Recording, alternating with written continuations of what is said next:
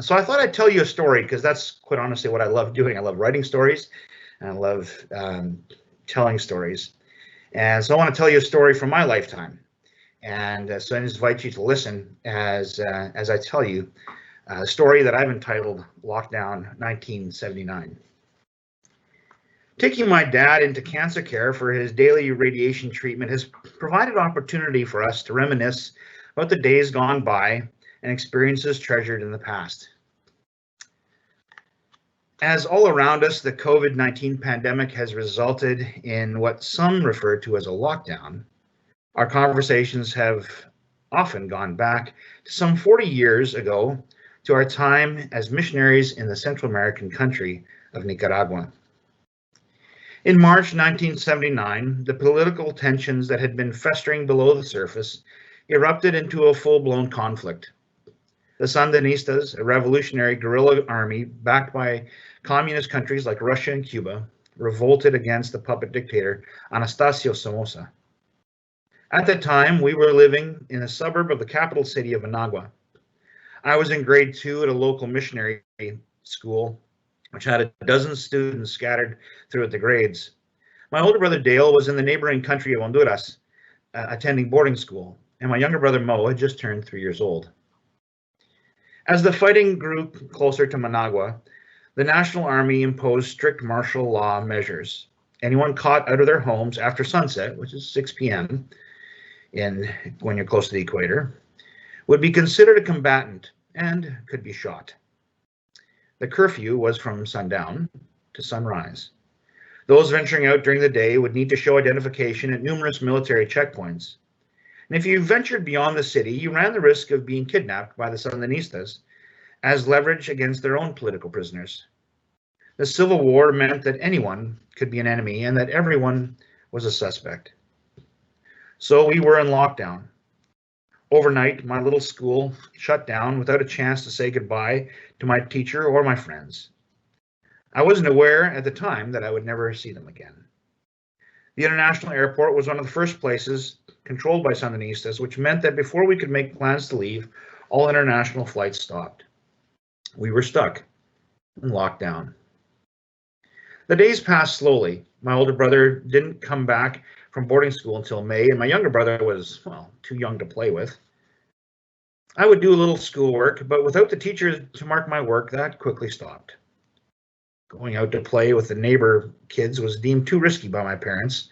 So to pass the time, I was stuck riding my bike around the outside of the house under the veranda. When I was tired of biking, I would dump out the box of Legos, usually building an airplane that would fly us out of there. After the sun went down, we were to keep our lights off to avoid looking suspicious. We would often eat our supper via candlelight with all the blinds drawn. It also meant an early bedtime.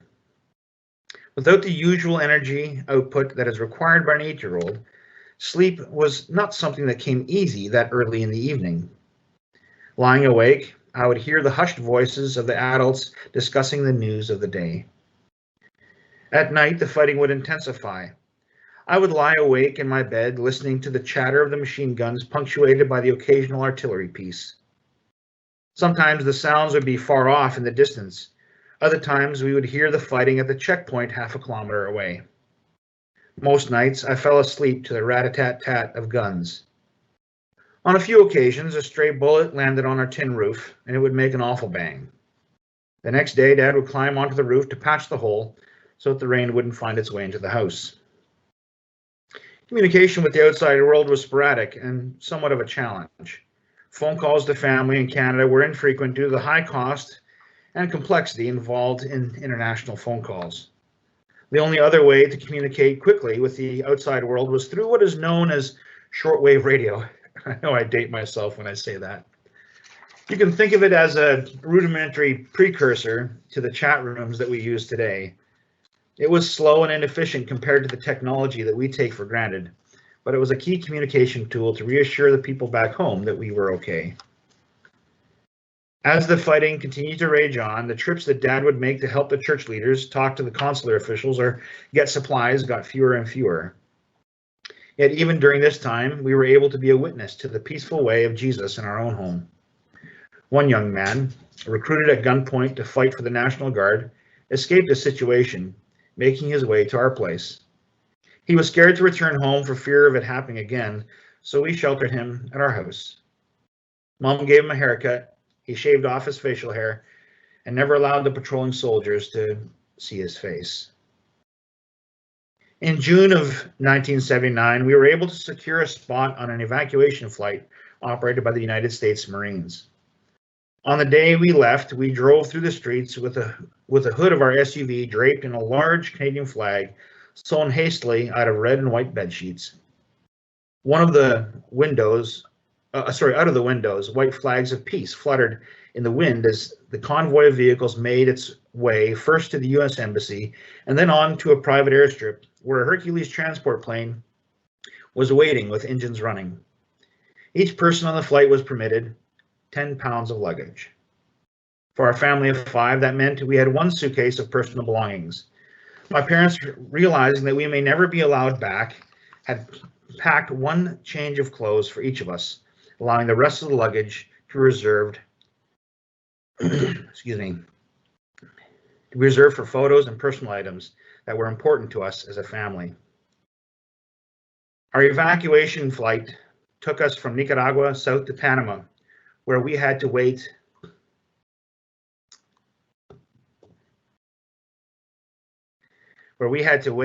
a few days to get commercial flights back to Canada. We were met at the Winnipeg airport by family, friends, and the media. And you can see that the Winnipeg Sun, my claim to fame, is being on the Winnipeg Sun page. It even acted down to the Carillon as well. It's 2020. And once again, we're in lockdown.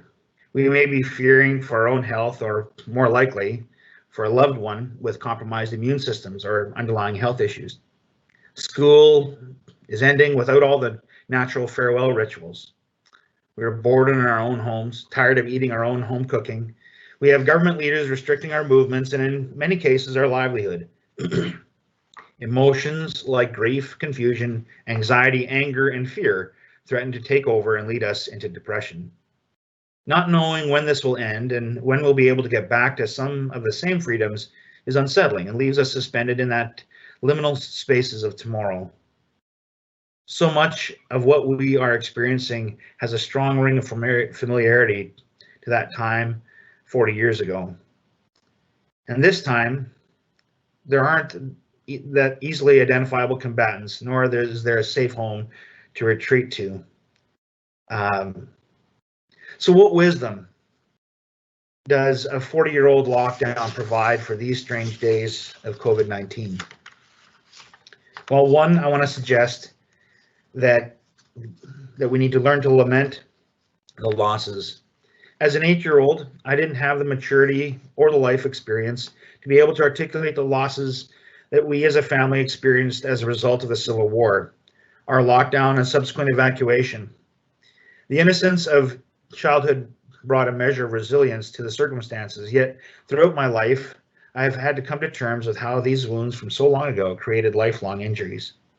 The losses that we experience, whether that is the disappointment of plans gone awry, loved ones taken away far too quickly, or material losses of home and possessions too easily, we want to run to blame. And when we do, we often lash out at the very people who are in position to help us out. We race to find a grand purpose behind the loss, and yet that can seem hollow and unfulfilled. Thankfully, lament is precisely the practice that pushes us toward a healthier response to loss. Lament lists the losses before the one who is tempted, accused wrongly, tortured, stripped of dignity, and ultimately killed. If anyone has ears to hear, it is the one who humbled himself, taking on our humanity and in obedience endured the cross.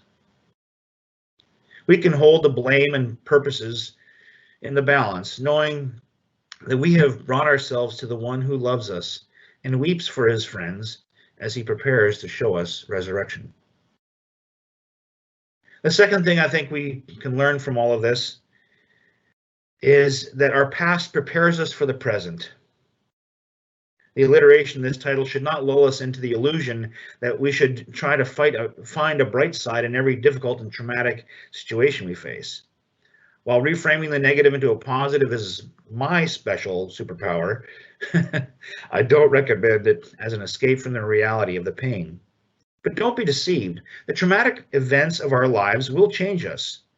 We will see the world differently, challenge beliefs and assumptions because we have been brought through the trial which prepares us for our present situation. It is too easy for us to get stuck in longing for the good old days, when the reality is that we are forever being transformed through the power of the Holy Spirit as image bearers of God. This is slightly different than the all things work together for good passage we love to abuse quote to people experiencing suffering. Rather, this acknowledges that we have gone through the valleys and deserts of our lives.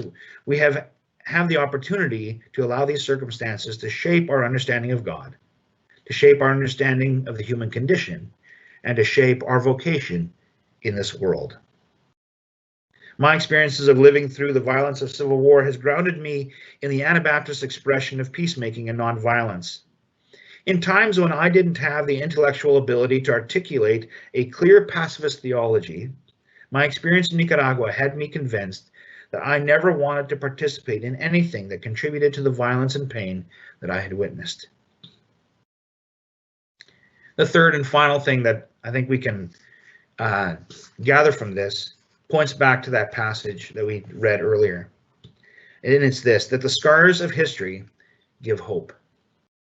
The traumatic and difficult events that we experience leave scars. They are forever reminders of the event. My head bears the scars to remind me of neglect and abuse at the hands of boarding school dorm parents. My hands and legs bear the marks of far too many cycling accidents and animal incidents.